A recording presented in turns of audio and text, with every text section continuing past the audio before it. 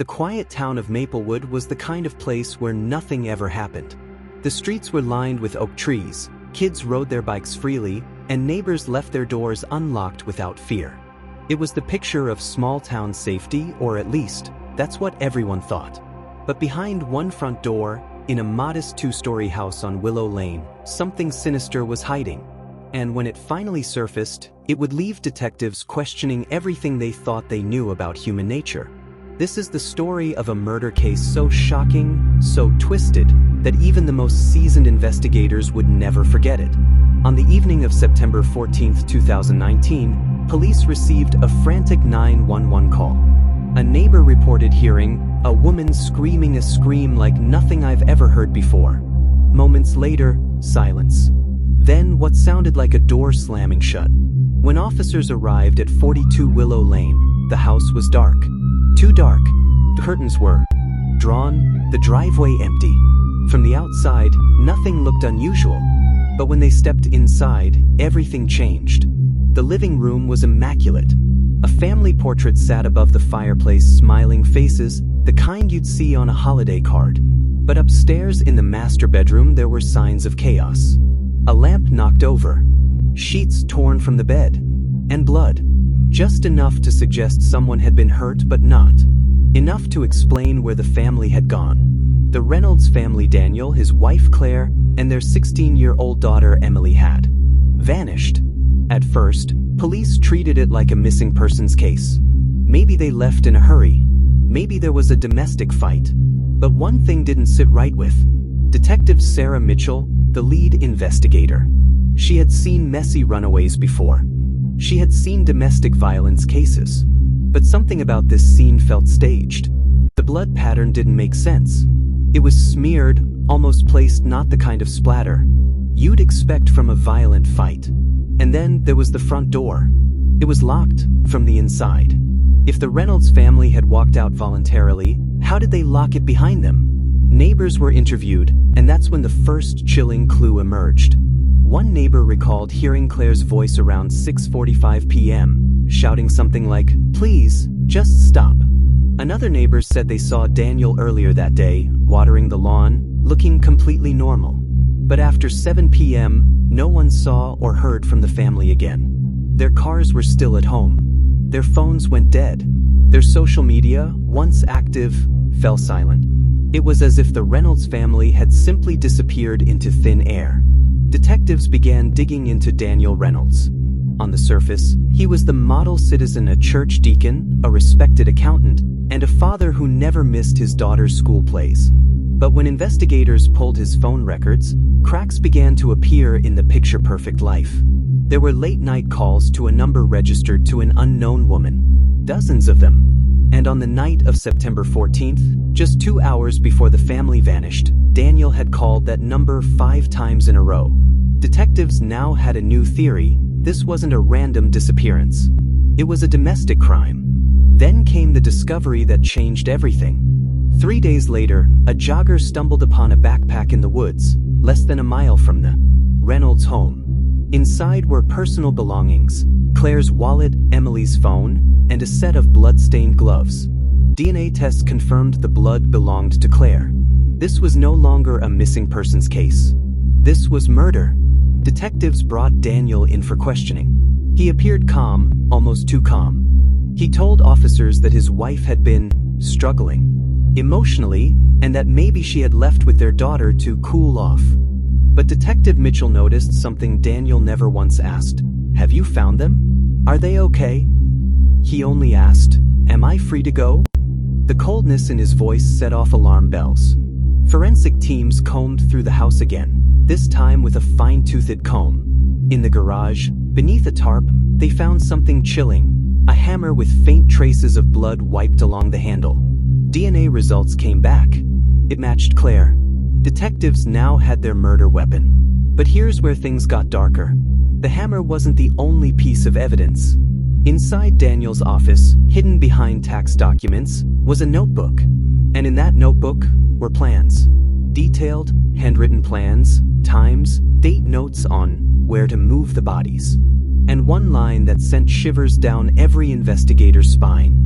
No witnesses. Not even Emily. The horrifying truth was becoming clear. Daniel hadn't just killed his wife in a fit of rage. He had planned this. He had planned everything. But what about Emily? Detectives feared the worst, that she had been silenced forever. And then a break in the case. 2 weeks after the family's disappearance, a hunter stumbled upon a shallow grave in the woods. Inside was the body of Claire Reynolds. She had been struck multiple times in the head with a blunt object. The autopsy confirmed what detectives already knew. The hammer was the murder weapon. But Emily's body wasn't there. Was she still alive? Or had Daniel hidden her somewhere else? Detectives pressed Daniel harder. Hours of interrogation. Silence. Cold stares. No emotion. Finally, Detective Mitchell slid a photo of Claire's body across the table. Daniel looked at it, blinked once, and then a smirk appeared. He leaned forward and whispered, "You'll never find her." That moment, investigators knew Emily was gone. But Daniel wasn't going to make it easy for them. What followed was a psychological battle. Detectives scoured his notebooks, traced his credit card purchases, pulled security camera footage from gas stations and hardware stores. One receipt stood out: 2 rolls of duct tape, purchased just days before the murders. Another, a shovel, bought at a hardware store Daniel had never shopped at before. Piece by piece, they reconstructed his plan. Finally, 6 weeks into the investigation, cadaver dogs were brought to a remote stretch of woods. They hit on a spot near a stream. And there, buried under layers of soil and leaves, was Emily, 16 years old. A victim not of chance, but of her own father's twisted plan. The trial was one of the most haunting in the state's history. Prosecutors laid out the evidence: the hammer, the notebook, the shallow graves. They painted Daniel as a manipulator, a man who craved control, a man willing to wipe out his own family to protect his secret double life. The unknown woman from the phone records? She was a coworker. A secret affair Daniel had been hiding for months. He had killed his family to start fresh. The jury took less than 4 hours to return their verdict: guilty on all counts. When the sentence was read, life in prison without parole, Daniel didn't flinch. He didn't cry. He didn't beg. He just smiled. A smile that detectives would never forget. Detective Mitchell later said, "In all my years, I've seen evil, but never like this. This wasn't just murder. This was calculated, deliberate, monstrous. And it left me questioning how well we ever really know the people around us. This wasn't just another crime. This was the murder case that left detectives in total shock. Because sometimes, the real monsters don't hide in the shadows. Sometimes, they live right inside our homes." When Daniel Reynolds was led out of the courtroom in chains, the crowd expected relief. Justice had been served. The monster was caged. But something about the way he turned, just before the bailiff pushed him through the door, sent chills down everyone's spine. He smiled again. That same smile detectives had seen during interrogation. It wasn't the smile of a man broken. It was the smile of a man who knew something no one else did. And in that moment, Detective Sarah Mitchell couldn't shake one terrifying thought. What if this isn't over? The town of Maplewood tried to move on. But whispers lingered. Parents clutched their children tighter. Neighbors double-locked their doors at night. Because if a man like Daniel, a man they thought they knew, could harbor such darkness, then who else might be hiding monsters behind a smile? And then, weeks later, a discovery was made that reignited the case in the most chilling way. While cleaning out Daniel's office, police recovered a locked drawer they had somehow missed before. Inside were dozens of handwritten letters. Most were addressed to his mistress, the coworker he'd been having an affair with. But 3 of them were different. They were marked only with initials, SM. Detective Sarah Mitchell. The first line of the first letter froze her blood. "You think you've won, but you'll never know the whole story." Detectives had assumed the murder notebook was Daniel's only blueprint. But these letters suggested otherwise. They hinted at unfinished business, at loose ends, at others who deserved the same fate. Were these ramblings of a narcissistic killer? Or had Daniel been planning something much bigger than anyone realized?